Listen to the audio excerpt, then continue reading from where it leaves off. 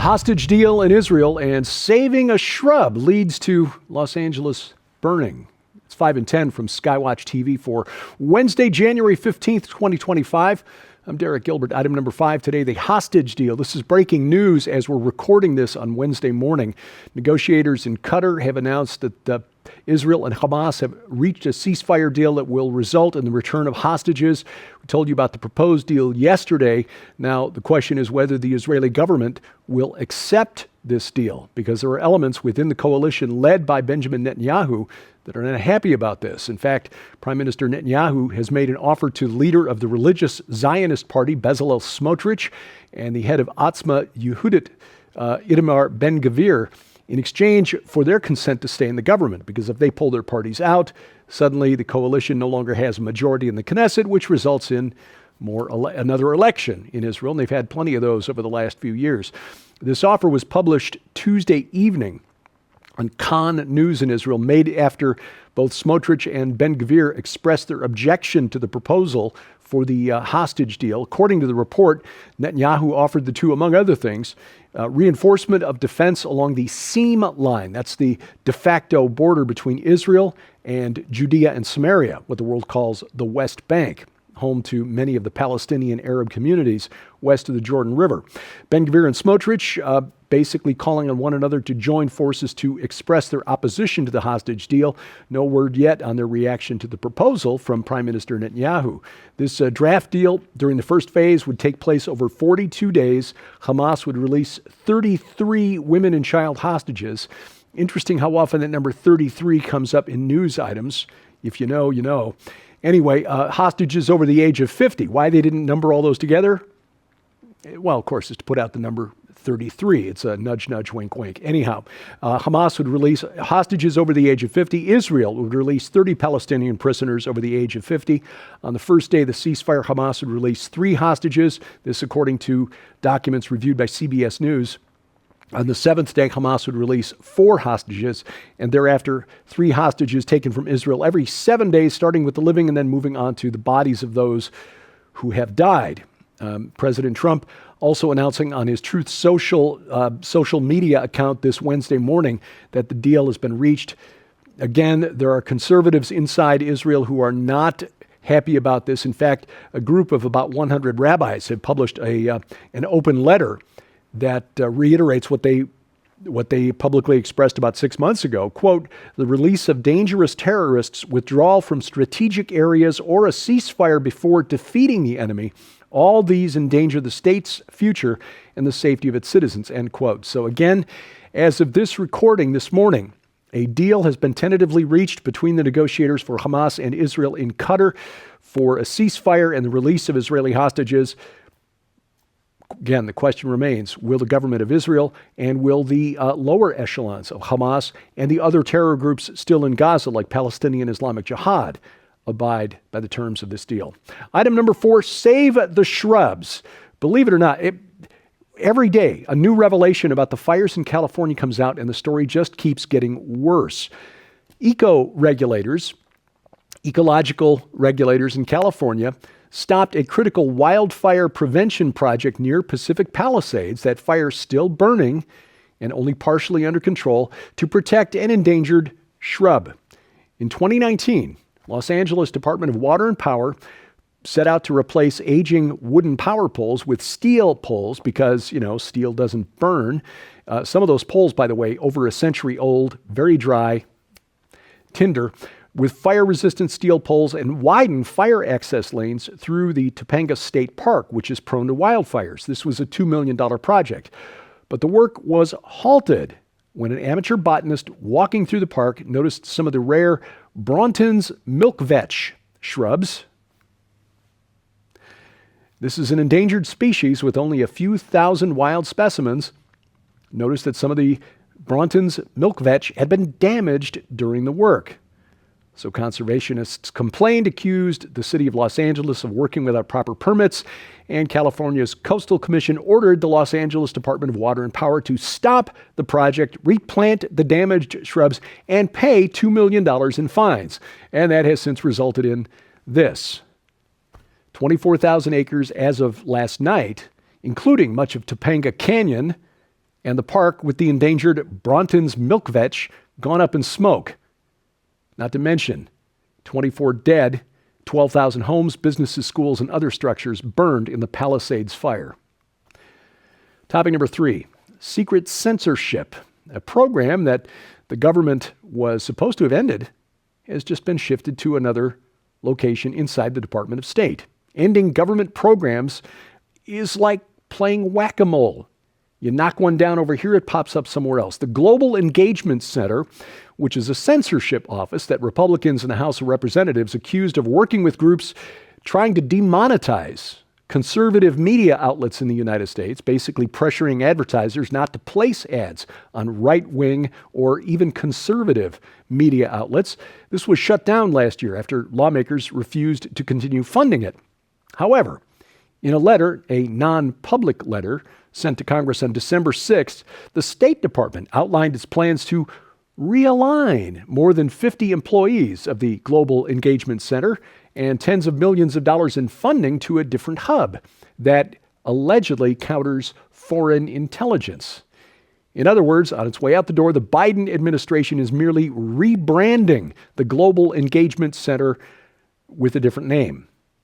According to one senior aide, Republican aide, the GEC's planned shift to this new hub demonstrates that the federal government won't give up its efforts to censor domestic disinformation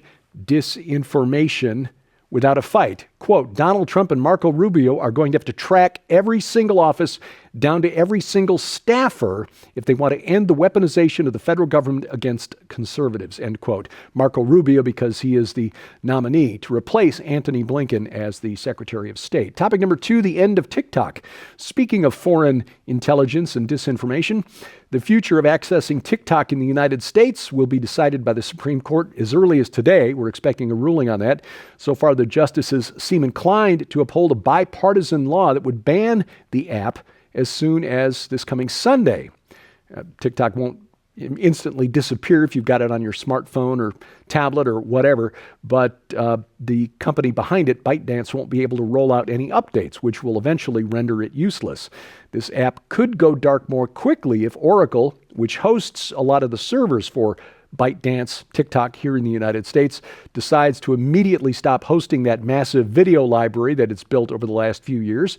A ban could send the stock price plunging as it hosts all of the company's U.S. data. TikTok wouldn't be accessible from the United States via the internet unless you use a virtual private network, a VPN, which encrypts internet traffic and hides the user's IP address, which is how they identify where your device is. U.S. government argued that without a sale, TikTok could be used by China as a tool for spying and political manipulation. It could.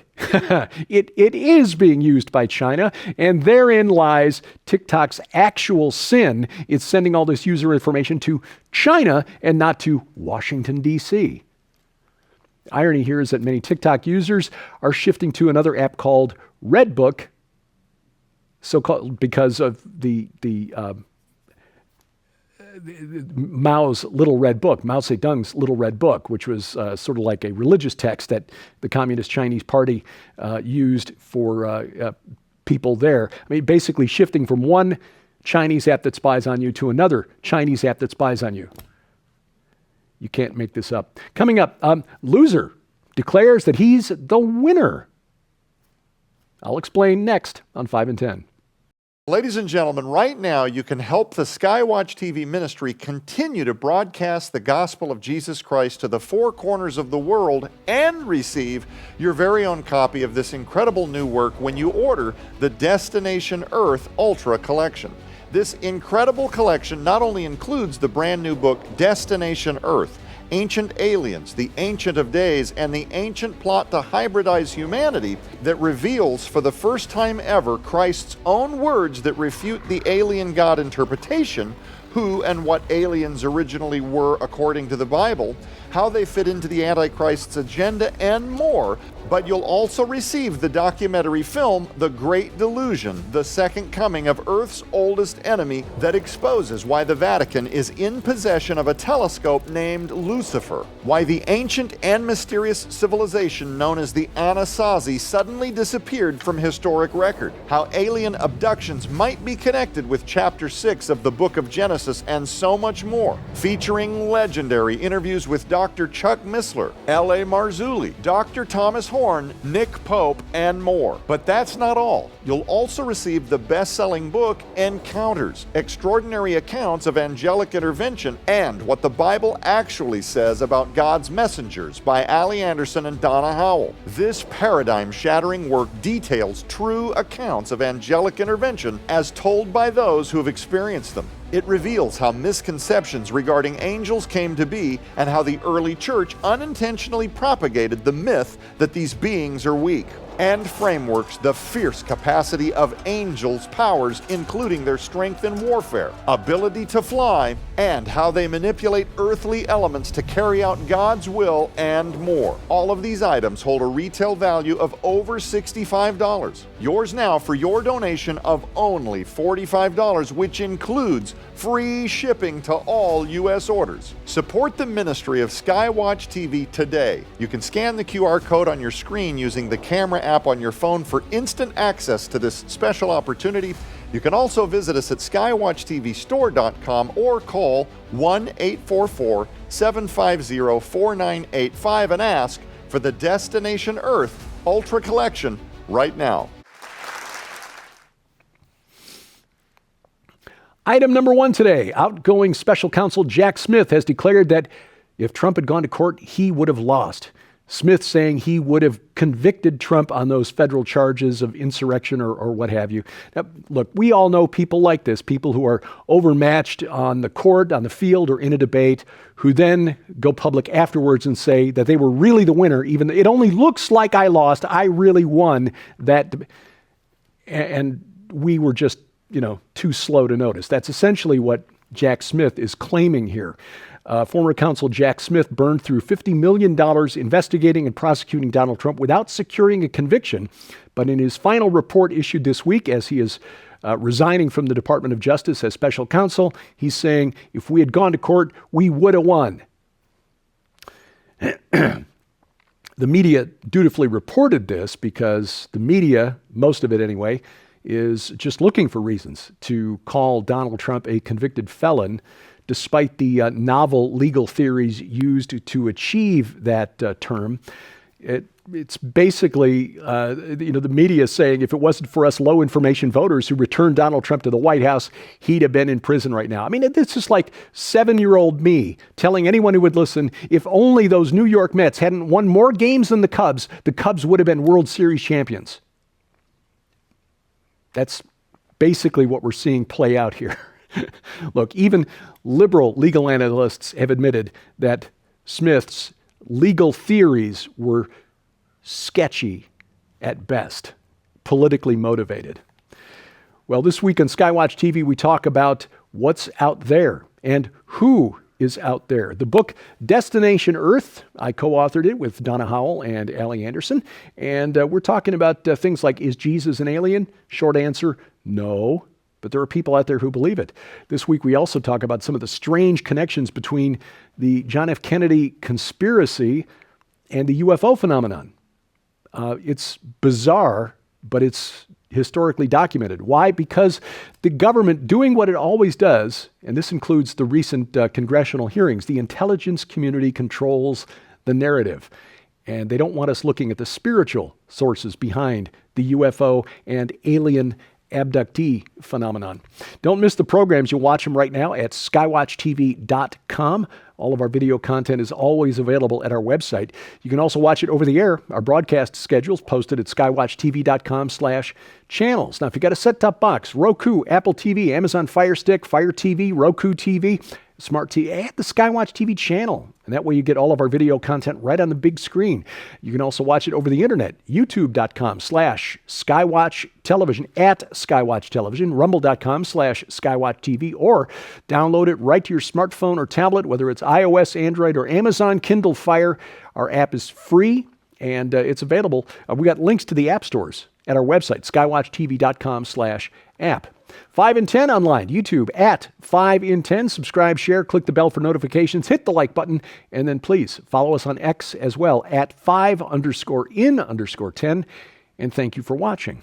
As we keep watch, I'm Derek Gilbert. This is 5 in 10 from Skywatch TV.